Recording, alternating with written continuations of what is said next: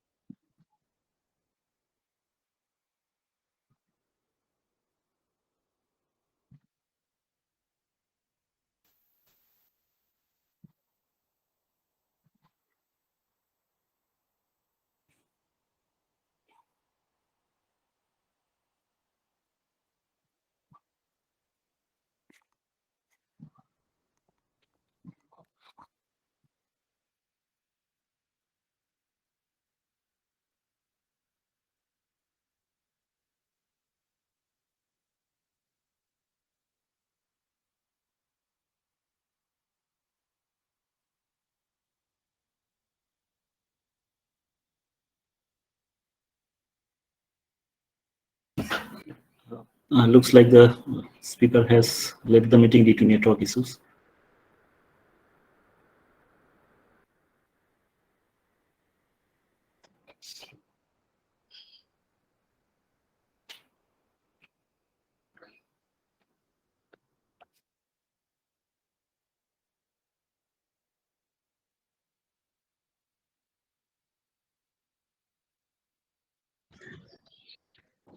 Yes, our speaker is facing some network connectivity issues. In the meanwhile, I ask the viewers to be patient and wait for a few minutes, please.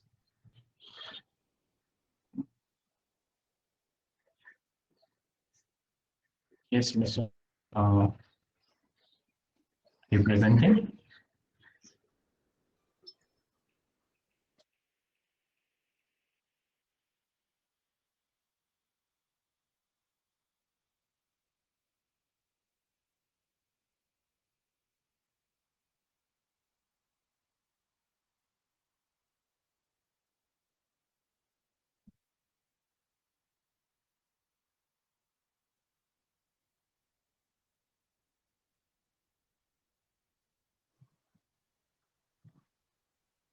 It's visible right now, right?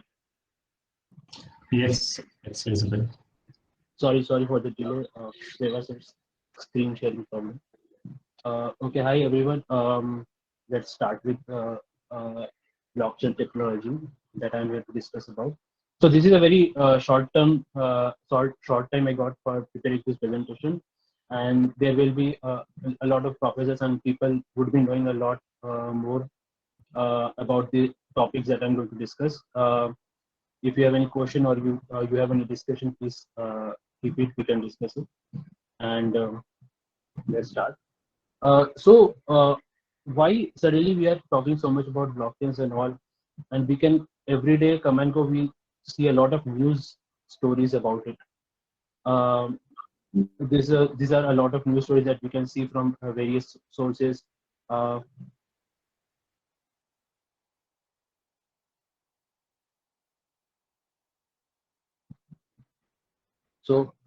for example, Mastercard is talking about making.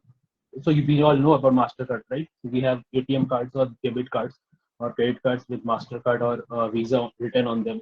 So these are all settlement agencies, and these are kind of what we call as a uh, maintaining a ledger of transactions among various international transfers and all. And then Visa, Mastercard is moving forward to develop and strengthen cryptocurrency. Google Pay ties up with Mastercard in tokenization card. And also we currently saw a news, very recent news, February 9, that a Polygon, an India-based startup, has raised kind of half a billion kind of capital from Sikara Capital and others. And there is talk of the hour is about digital book and Indian government kind of semi-legalizing or kind of trying to enter the gray areas of cryptocurrency and all by taxation and digital rupee. And then we have Microsoft collaboration for Web3 and all. And then people talking about Apple is also coming up with a kind of a modified M1 chips or something for mining purpose and also wallet for this. So there are a lot of news every day we are watching. So it is important to understand what is actually a blockchain or why, where we can use it, or can it be at all useful for any other department other than people who are people interested in finance and trading and all. So this is we have this World Economic Forum started talking about blockchain long ago in 2015. So they are predicting kind of then that 10% of global GDP will be in on the blockchains. So they provided a lot of use cases that we can see here and examples that were existing then, like for cryptocurrency, smart contracts, crowdfunding.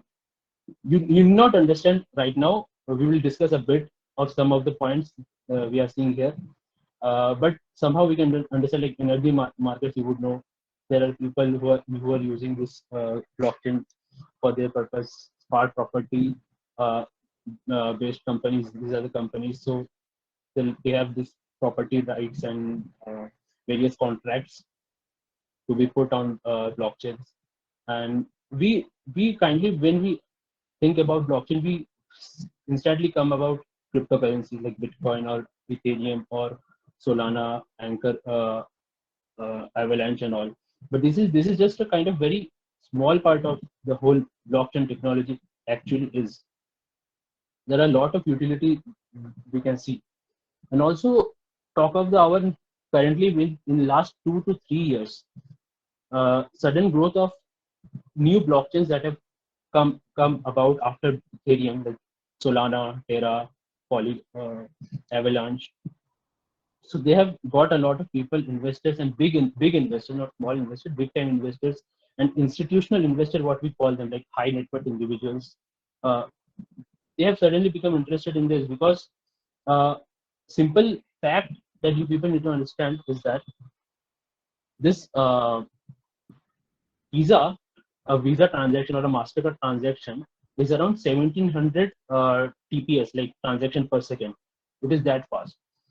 Till Ethereum and Bitcoin was around one transaction was there is 4.6 was the TPS average transaction per second in case of Bitcoin. But with Solana, Avalanche, these people have come out like 100,000 transactions per second. So huge amount of work that is being done in this technology.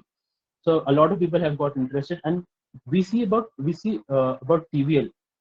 So TVL is a total dollar worth of value that is put into this into blockchains. So what we call about DeFi is like decentralized finance.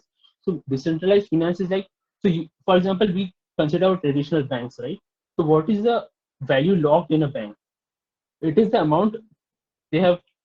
We have deposited the money via savings or bonds or FD or RDs, recurring deposit. So the amount of people are giving money to the bank, and then again it is generating values by lending out those money. That is a traditional bank model, right? So similar kind of concepts have been implemented here. Various financial products have been created on these blockchains, and they have kind of locked this much amount of money. You can see, right, 117 billion, and this is the data of 2021. So that amount of money is being locked on this blockchain. But I'm not just attracting you by saying it is about money. So this is a kind, like, one dimension of the whole fact that why people and media and government mostly are interested in this. So what are the use cases other than cryptocurrency and all we can have? Like asset management, supply chain logistics management, storage, currency exchanges that we know, media, ad tech, online gaming. So there are various possible where we can use the blockchain technology, mainly in healthcare. A lot of data, suppose you visit a lot of doctors, then if we can store those your visits on a blockchain, then we can kind of have a what we can call is non-tamperable resource, healthcare resources. For example, nobody can sometimes come and change the value of whatever the doctor has kind of diagnosed, or whatever the disease can happen, and we can keep it for a pretty long time, and we can maintain it on blockchain. Then financial services are always available, but there are also now land records are being said to be maintained on blockchain, that can be traded by the people, instead of having a what we call as dalil, or what we call as a contract that we have land records and all. We can put it on blockchain, and that can be maintained over the blockchain, right? And then there are again blockchain governance. So uh, simply we can understand that in normal banking system, or normal whatever work we do, we need a trusted authority, right? For example, we need government to have a governance. So we trust the government that whatever it does must be right. Be central, state, or whatever the organization can be. It can be within this, for example, in IIST. So there is a governance body, right? So we trust them that we would be getting justice if something wrong happens. That could be done. If you want to have some banking transaction, RBI is there, SEBI is there for stock market. So in blockchain, something called trustless system has been made. So I don't need to know anybody, like a second person or third person, but we can do a transaction without an authority. That kind of thing has been built on blockchains. So very much clear right now you must be about that Bitcoin or any cryptocurrency is not equal to blockchain. That is just a one implementation or application of blockchain. So blockchain is basically a data structure, how this whole any like data or message can be kept on a system, like decentralized system or multiple distributed systems. So what we can have in a blockchain ecosystem? So there are miners who are the kind of processors, like in a computer. So in a traditional computing system, we have one CPU that is producing. In a distributed computing system, we have multiple CPUs that has been given a task of distributed computing. Here, similarly, there are multiple miners that are sitting on. So one who uses a torrent would know very much that there is a files are being stored in a distributed way. So similarly here in all the transaction processing on the blockchain happens to miners. Those are like computers sitting on the blockchain who will process your transaction. And there are distributed computing where we can use blockchain, distributed storage we can use blockchain, money transaction obviously we know, identity maintenance. So for example, if Aadhaar based system can be on a blockchain so that nobody can tamper with it. there are wallet. Obviously, whenever you need to use a financial system, you need to have wallets. So where you can keep your money, put it into a financial products, and afterwards you can take it out in your wallet and you can use it somewhere. You can buy things with the wallets. Exchanges. So exchanges are like, I don't know if anybody have heard about Wazirex or something like Binance and all. So those are like very big exchanges where we can submit INR and get cryptocurrencies, or we can exchange one cryptocurrency with other. And there are industrial applications definitely using DLT. So DLT is basically the technical term for blockchain, what we call distributed ledger technology. Correct me if anywhere I go wrong. If anybody know better, correct me. So we thought that is just the ecosystem. No, it is not. So this is just a World Economic Forum's understanding of how big this ecosystem is all and how it is growing. So you can see a lot of things are happening. Policy regulation ways, security, interoperability, tokenization, digital assets. So digital assets basically NFTs and all. Identity management, smart contracts. We'll come to smart contracts later, and cryptocurrency definitely, and climate impact definitely, because we know how much computation this Bitcoin and all mining has on climate. So that is also the talk of the hour. And so these are all things that can be associated with this, and very good kind of a UI they have created, which is connected to what here. You can go to the website, or maybe later on you can ask for this presentation from the people and who are organizing, and you can get click on the link below. You check this UI very well. And relatable use cases for mainly, I put it separately for the students or academia to understand. This is very close to us. So in academics, how we can use a distributed ledger or what blockchain. For example, we can maintain a copy locally, and then we can keep important things like projects, achievements, and all patents, invention on the blockchain. So that once on the blockchain, that is kind of a truth of the hour, and that never gets tampered later on. And if somebody changes a bit or claims that this is not the correct one, that can be contended with, because in blockchain it will be already there.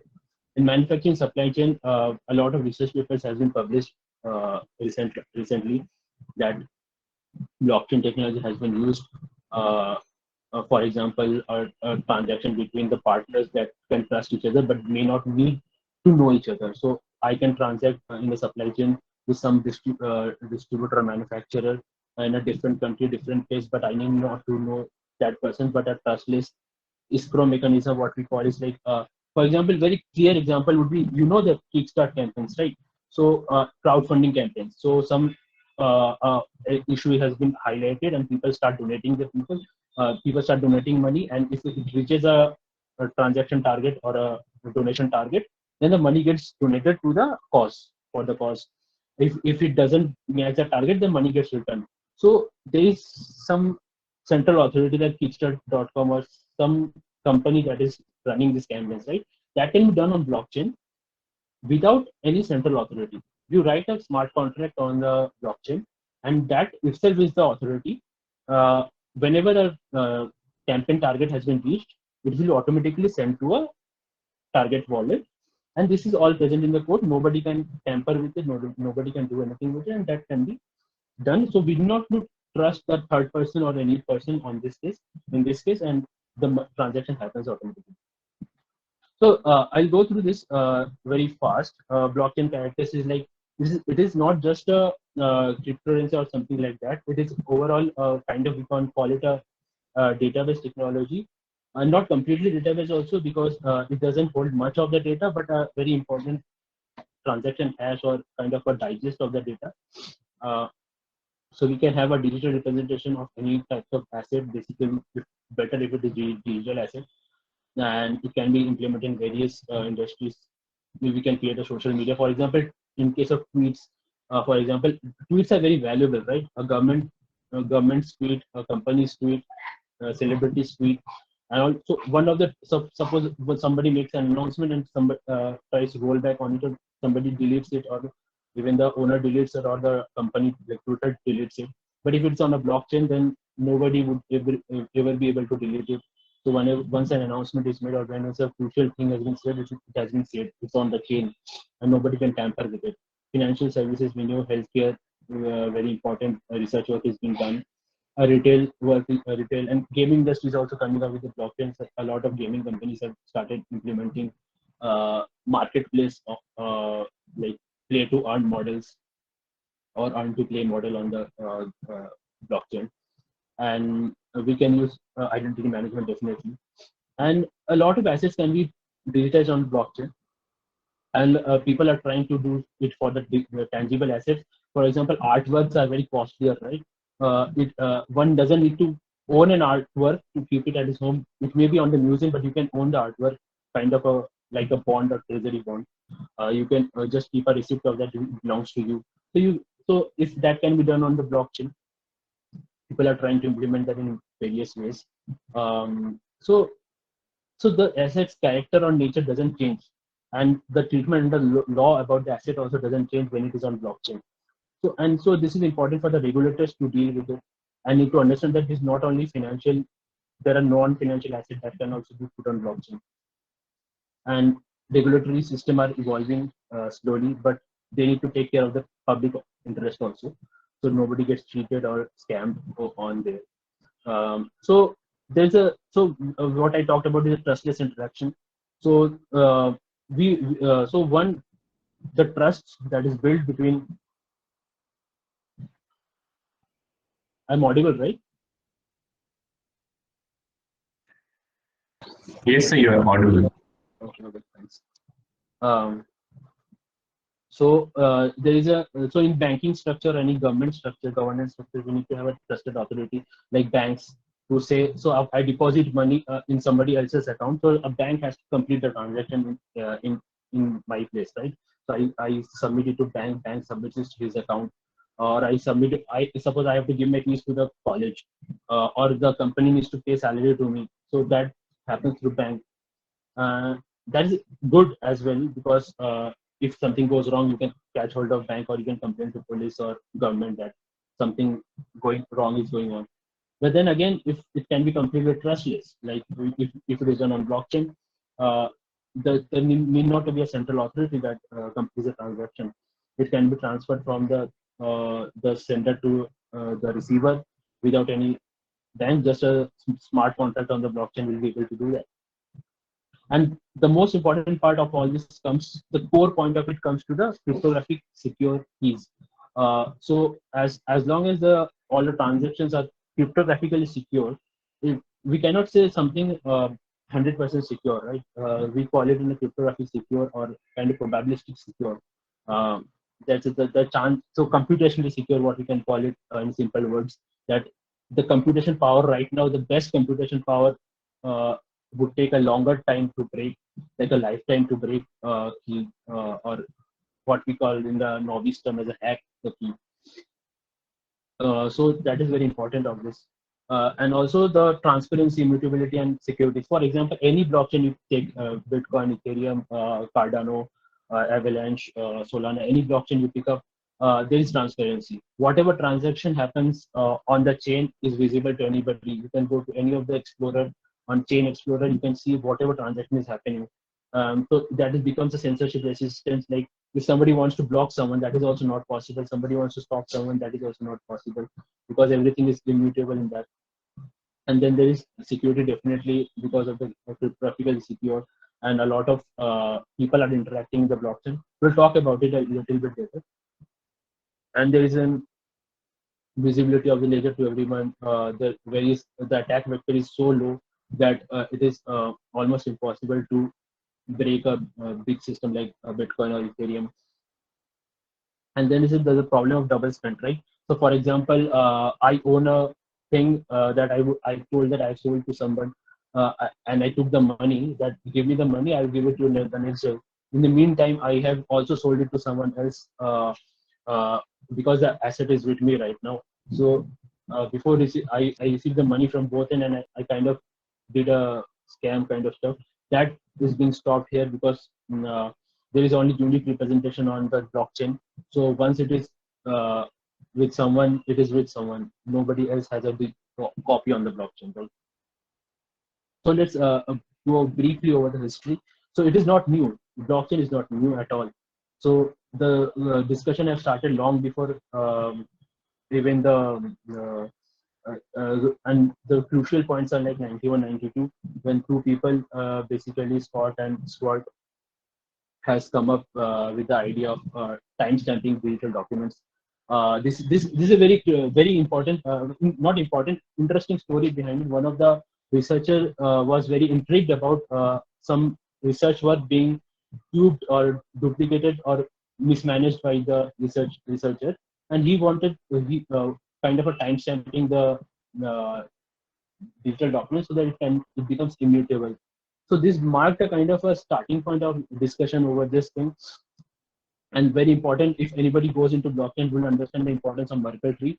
How a big so we know that in computer science there's a tree structure, right?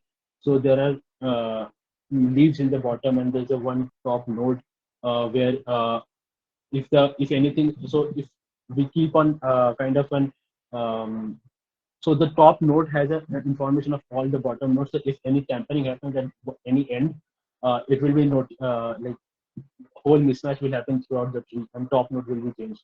This is very important. One can go through these research papers. And a crucial point that comes and made a trending of this blockchain was this forum submission by Satoshi Nakamoto. This person is completely anonymous and nobody knows who is he. And this was done in 2009. You can see he submitted this proposal and he created the code and submitted this. So P2P cash system that is called Bitcoin right now. And 2013 came the time when Vitalik Buterin came up with the concept of Ethereum. We'll talk about what is the difference, why Ethereum was important, and why Bitcoin was important as well. So this is the overall history, how it happens. So these people talked about those origin timestamp, time sharing. Then Nakamoto came up with Bitcoin white paper. Then marketplace, Bitcoin market $1 billion marketplace by 2013.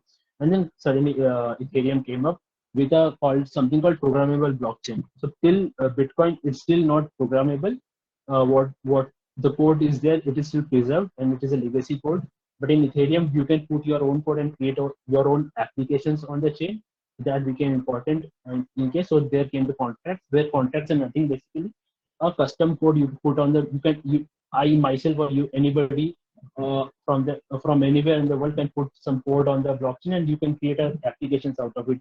Basically, it's basically like creating an Android app or iPhone app and putting on the App Store. So we can compare it like App Store is basically the blockchain. You can create a code and put it on the blockchain, and it can work like that. And then something called DAO came. We'll talk about it a bit later. And then finally, a lot of new blockchains have come up from 2018 to 2021. So blockchain is basically a kind of a data structure like this. So there is data, and there is a kind of what we call as hashing. A hash has been done about the data. So various hash algorithms are available in the computer science or algorithm area. Whichever you prefer or whichever a blockchain prefer is more secure or more faster to compute, that comes as a reference. So for example, every data has a reference to previous block. This is kind of a block we can, and this is they are connected by a chain. I don't know if I have time later on, but you people please go to Underground's word blockchain demo. Very well, he have given an online demo about it. You can try yourself a bit. Very importantly, they are shown like this. For example, any data I write, it creates a hash. So this is some hash algorithm has created. So any data I change here, that hash changes, right? So anything I change, the hash changes. So no two word or anything will have same hash. Probabilistically, it is said no two data is supposed to have same hash, and that is very much computationally secure. We can call it. Until you come up with some very cryptographic hack to break a algorithm. So basically, a block is nothing but so this is the number one block. And for example, any data I keep, here. So there is the hash generated, and so the miners will mine it, and you see some zeros will be added in the front. So this is a 4-0 algorithm. So this any mining does basically is that calculate different hash with a different nonce. So whenever I change the data and see the hash, there is no zero here, right? And you see the nonce here, and the miner will separately generate this nonce so that there are 4 zeros in the beginning. So you can go through this algorithm, understand it a lot of YouTube. So you see suddenly the nonce has changed. So miner is basically calculating this nonce for which we can get a hash of 4 zeros. So basically, this is how Bitcoin works.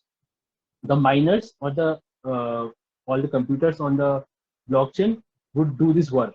So this is small data and less amount of thing. So you can get if there is a big data and a lot of zeros you have to build, it will take a longer time. Similarly, the same thing is in the block, right? Same thing is done one block after another. So if there is some data here in multiple blocks, and you see mine, and once this is generated, you see the hash here is in the pre block of here. So the A8E is here. So this block is preceded by this block is connected like this. It has connection to this. Similarly, if I mine here, so this is same as this. So these are the multiple blocks you see, they are chained together on the blockchain. So you please go through this demo and you will be able to see more of it. Right. So then basically Bitcoin ecosystem is like implementation of a blockchain. So I started, I'll talk about Bitcoin mainly because it is a very foundation or core of whatever the work currently is being done on the blockchain world. So this is a very good cycle that has been created. More participants join the Bitcoin ecosystem like blockchain, more secure it will be, and more it will create more value of the Bitcoin, and it will go again and again. So we see the ever-ending, ever-rising trend of the Bitcoin. Like it was some $0 or $1 like 2008, 13 or 14, and then currently it is like 1,47,000, 30,000 value. So this goes on down and down. And the important part of the blockchain that came was no trusted authority like banking or anybody. Nobody trusts you. You can transfer directly from one user to another user. So you don't have to trust anybody to do the work for you. You trust the blockchain, and it has given a test of time, so you can trust it. But we cannot say anything is 100% secure. So do read before you do this transaction. Be careful. So a very important part of any blockchain is that there is a consensus mechanism. So so this participant, I mean not the user, the nodes or miners, what we call it, the main core of the blockchains are the miners or the people who are computing it. Or in case of current new blockchains, we call them validators. So these people have kind of distributed ledger in the sense every node or every miner on every computer on the blockchain has a copy of the ledger. Ledger means a big register where all the transactions are kept, or all the blocks of transactions are kept. So every node on this has a copy of that. So nobody. So if anyone tampers with it, everybody else has a copy. So basically, it is kind of unhackable if there are a very large number of participants or large number of nodes in it. So consensus basically everybody must agree on all the transactions that has happened currently. So basically, in case of understanding consensus, I think a mechanical and a lot of professors will be understanding about this this problem called a mathematical or kind of very old problem, a Byzantine generals problem that has. So for example, this is a castle everybody wants to attack. So there is a army that has come from of a single some other army, and they have placed their generals at various spots, and there is a huge distance between each of these people. And so everybody has to attack in the correct time. If they don't attack properly, then they might lose the battle and the castle will not be won. So if somebody's traitor or a wrong message has been passed between these two. So for example, this person wants to got a message that we will attack at 6 a.m. in the morning. and he sends a messenger to this person that we will be attacking 6 a.m. So everybody should have to be a consensus. Like there is no internet, there is no phone right now. Like to be talking about this, so they will send messenger to each other, and they also need to know if that person received the message or not. They will send the messenger. Messenger has to come back. That will take time. Who says a castle king will not intercept a message and tamper with it and send its own messenger as a part of it. So there's a huge problem among it. So or this consensus had to be built.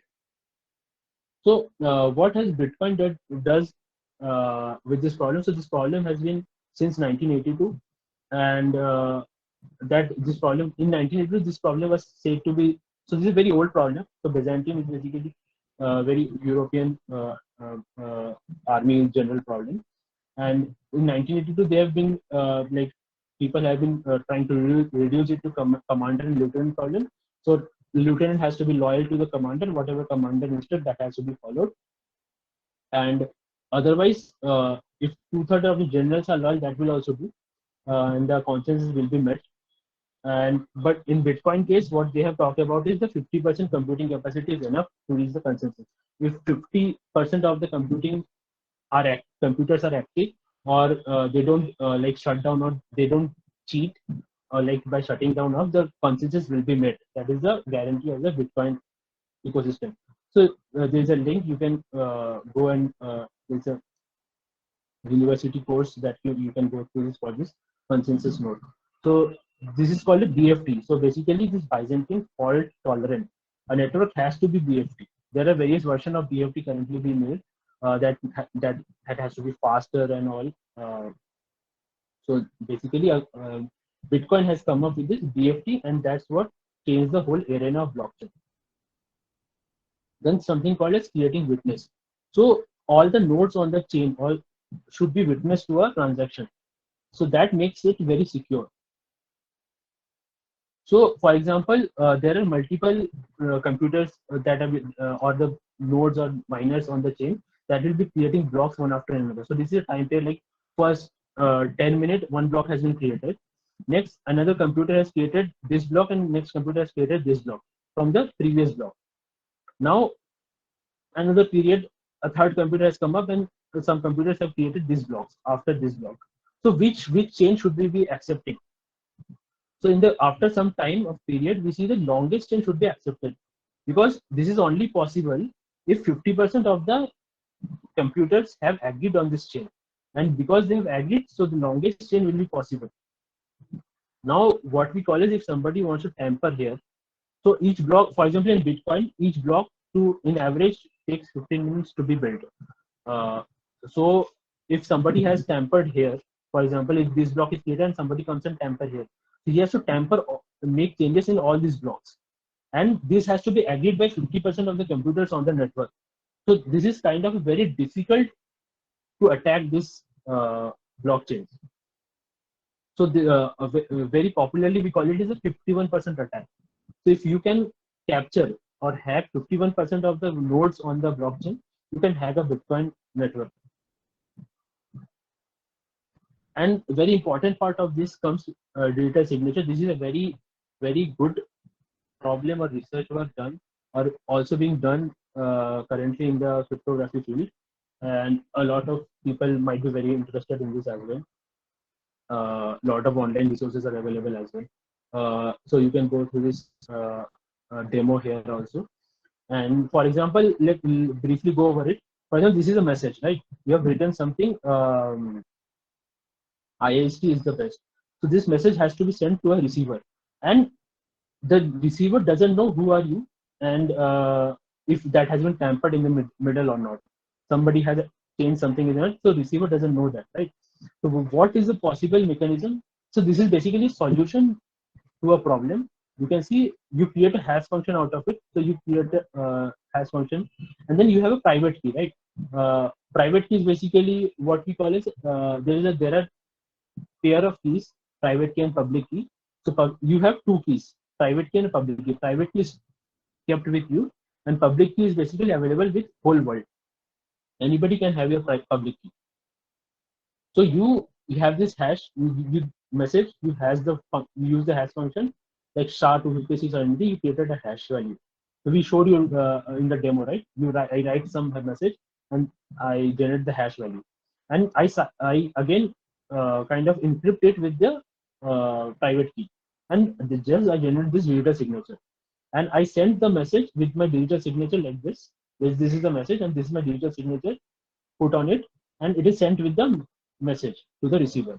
Now receiver has two things: my input message as well as the digital signature, right? So now digital signature has been signed with, has been generated with this encrypted with private key. It can be de-encrypted with the public key. So digital signature has been de-encrypted, and basically a value has been created like A. And so this message, I also send the like open input message, and they also know this hash function, and they generated this hash. So now basically this will be compared with this, right? If both this hash matches with this hash, because the hash has been used to create a digital signature, and here digital signature is being also created to generate a hash, and these two will be compared if both are matching. If anything has been tampered here by a third party, or what we call it man in the middle attack, any attack has been done here, so this will be different, right? So input message hash function, this will be different, and this will not match. If anybody has tried to sign it with some else other private key, then the digital signature will be different, and this cannot, if this de-encrypted with public key will not match with this. So thus when I see these two are matching, I would say that whatever the input message received from some person is correct. So please go through this problem. A lot of YouTube videos are available, and also this demo is available. You can see it sometime. So last few slides, giving you example of how Bitcoin works. So Bitcoin works is because we have a transaction, right? A lot of transactions. This is from some person and to some person. Some amount has been transferred or something has happened, and these are blocks are generated, right? So these are basically maintaining a block balances via blockchain. So blockchain we know already, like it's a public ledger, and all the confirmed transactions are put into the blockchain, and the integrity and chronological like timestamping is done. So these are all chronologically done and securely cryptographically, right? So these balances are put on the blocks and blockchain. Next, what happens? Private keys are there to sign the transaction. So whenever, if I am the person who have done this transaction or not, will be seen through private keys. Like I have to sign a transaction for every time you do any transaction on the chain, you sign it with your private keys. So it is only you that can do the transaction, like transfer of value.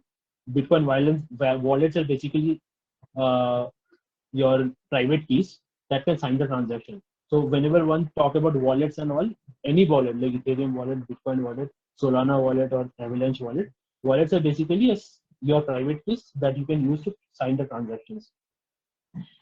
And the signature also prevents that it can be altered by anybody else. And that when the transaction are broadcasted is basically all the nodes, or what we call as miners on the blockchain, would have access to it. And then this process of mining happens after that, and the consensus mechanism is made that all the like 50, but at least 50%, 2/3 of the what we call as miner should agree that this transaction is successful and it has been mined. Basically, mining in case of Bitcoin, we saw that demo, right? Generating 4 zeros in front of the hash values with a nonce. So that is basically that, and chronological order has been maintained, and this is cryptographically secure.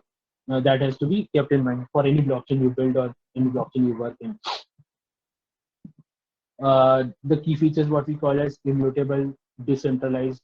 Obviously, no central authority has access control over it, and this consistent state means all the nodes will have same states across the blockchain, and if any malicious activity or attacker is there, the blockchain is able to sustain this act, and is open to everyone. Anybody with the internet can access the blockchain. And challenges are basically programmability in Bitcoin. So you cannot, once Bitcoin has been built for a purpose, it is there. Nobody can, you can use the Bitcoin code is open, and you can use the code and build your own stuff, and you can make changes on it, but you cannot alter the Bitcoin. So basically, Ethereum and all have this programmability option that something can be programmed on the blockchain. Energy consumption is huge because that mining work takes huge amount of computation power, and the basically the fastest miner always wins, right? So the faster you are able to create a block on the blockchain, you win and you earn money out of it.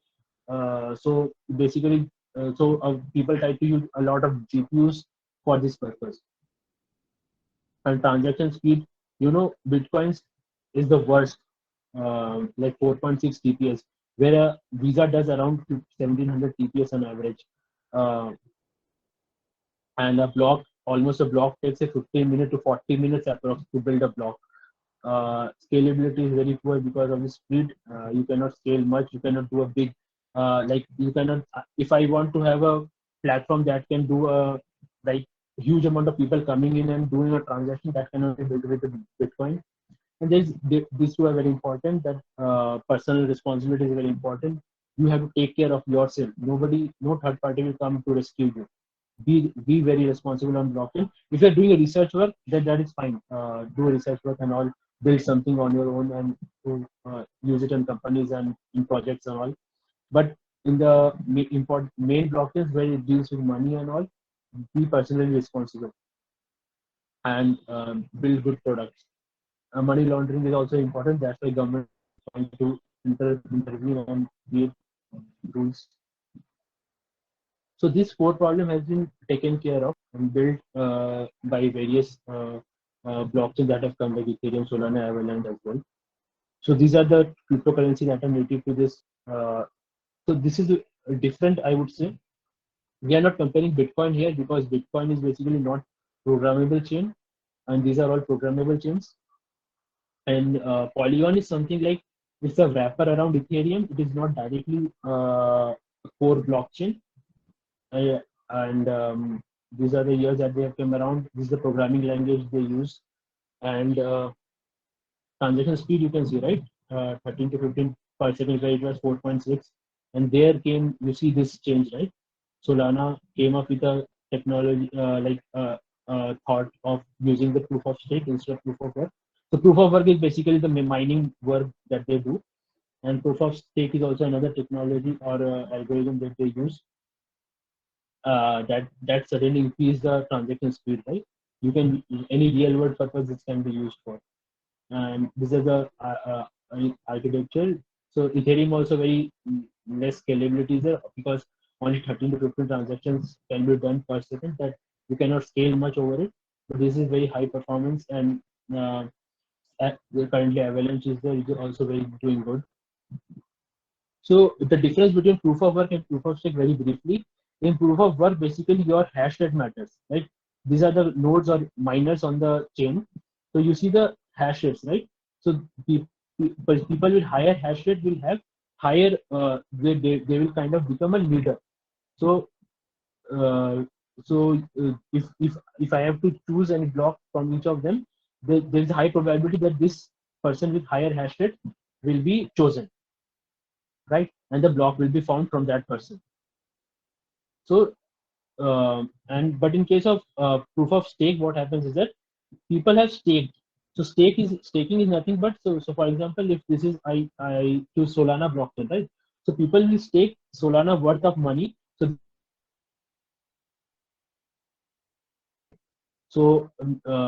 so if anything, this person goes wrong, his stake will be cancelled, and he will lose all the money he has put inside. So a validator or kind of node here in this chain will not do anything malicious or anything bad. He will be acting bad because his money is staked in here. So there is a higher chance of the person with higher money to be taken in. So here, if you want to attack this chain, you have to capture the 51% of the nodes, right? Computers. That is very tough. And if here you want to attack, you have to capture 50% of the amount money here. So currently Solana has like billions worth of money here. So you have to kind of take half of that, 51% of the money. Very less people on the blockchain will be able to at all reach that place. So it is secure in that way also. But this makes things very fast. And we will last touch upon some various terminologies in trending right now. So Bitcoin was here and Ethereum came up is like a phone where you can put apps onto it and run various apps. So DApp is basically decentralized app terminology, and NFT is like non-fungible token. Anything, any digital art or song or anything, you can convert it to a hash, and that is basically a NFT, and it is put on a exchange or anywhere where people can trade, and it is not interchangeable because it is unique, and a lot of possibility of asset that you can put as an NFT, and the creators can create an ownership right and trade. So this is we can compare this to like the arts that have been created in the auctions, right?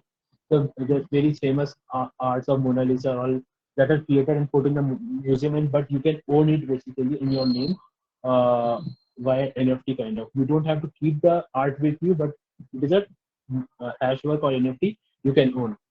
Next, we talk about DeFi. That is a very trending term. It is called decentralized finance. It is basically a finance. In traditional finance is like by banks or mutual funds or stock market. Those are traditional finance, right? We put our money and it is being either traded by someone or bank lends it to other people, and that is how traditional borrowing lending happens. So similar concepts have been people have been trying to implement over blockchain. For example, there is Anchor money market on Terra blockchain, where they have kind of started to implement the borrowing lending mechanism. Then there are decentralized exchanges where you can trade your decentralized exchanges. Nobody owns the exchanges. These are kind of a code work, and people can trade on that, and nobody owns the decentralized. There are swap pool yields. You can swap your currencies and all. So important things are that these are no centralized authorities are there, and these are automatic and safer because it is resisting. It is not using any human error kind of thing. But still, precautions should be taken, and we have to be very careful before dealing with it. Then there are stable coins. So the stable coins are very important right now, is because all the cryptocurrencies are very volatile, right? They shoot one time very up, and next time it falls very low. So there comes demand for stable coin. Stable coin is something like US dollar or Indian rupees. So it is not very much volatile. It hardly changes a bit in over a year and something like that. So people are trying to build a lot of new companies like Car Finance and have come up with their own, like Terra blockchain has come up with their USDT and their USDC. You can go and search about it. So they're trying to kind of, for example, in USDT, they're trying to pin the value of that on the blockchain currency with the US dollar. So they will kind of pin it whenever a value that the value of that cryptocurrency will be similar to the value of a US dollar. So they are trying to build it very. The reason this became very important, like stable coins are important for borrowing lending platform. A person would not kind of borrow or lend in those currency that are very volatile, right? So stablecoins come important here. You will be able to put your money into a FD like product or a, for example, mutual fund like product only when that is very stable. So you don't put a money here and suddenly it falls next day a lot below and you cannot do anything with it. So this is very important. This has to be cryptographically secure so that your transactions are not forged in behalf of you. Smart contracts are basically what we call as a computer program stored on blockchain. And this question, so this is not new, anything new, but has been recently very much trendy in last 2 years. As soon as those transactions per second have increased a lot, Nick Sabjo in 1996, 1994 terms is smart contract, and 1996 he kind of showed the trajectory that this can take, and in digital marketplace, this can be used, making it cryptographically secure process. And very important, again, the point comes is trustlessly. If there should be no central party that can be controlling your thing, it should be trustless. And then there are DAOs. So DAOs are basically decentralized autonomous organization. You can compare it with the government, so that the whole things in a DAO doesn't any individual or a person doesn't own anything. It will be basically a group of set of people will be owning decisions, or for example, very close to the thing would be like, for example, an institute want to increase its fees, right, to some value. So central authority will decide if we should increase it by like double it the next day. But if it is implemented via DAO, so a group of people will be kind of voting for it, right? That we should increase it, how much amount and what value should be, right? And so this is basically a kind of a governance protocol or voting mechanism that is implemented on the blockchain. So this is done, very important part, that it is being done via those signature signs. Like we talk about private keys, right? So you don't have a single private key. So if 7 people are 1,000 people are part of this DAO, or 10 people are part of this DAO, so those signatures are being like a key is there, and it is being cut into pieces, and it is like in the Harry Potter we know, like Horcrux was there, and it is being distributed everywhere. Once you join them, then only the power comes. So keys are distributed with multiple people. They all come together and put the key together, and then the unlocking or transaction happens. So very important part finally comes that if what are the jobs possible in blockchain world? A lot of jobs are possible, but very important, I would like to point out that go for cryptography research, multi-party computation, or academic research. Very important thing that is happening currently, and a lot of industry collaboration is happening right now. I know a lot of my friends are working on blockchain projects in academic, and in industry also. There are developer roles and project manager roles.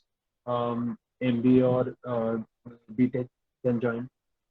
UX designers, quality engineers, and also apart from all this, you can use blockchain in your own research work, in your own domain, in supply chain management, manufacturing. A lot of I recently, even going through this for this presentation, I went and checked a lot of research papers have been published on this in this for mechanical engineering and manufacturing processes. That's all. Thank you.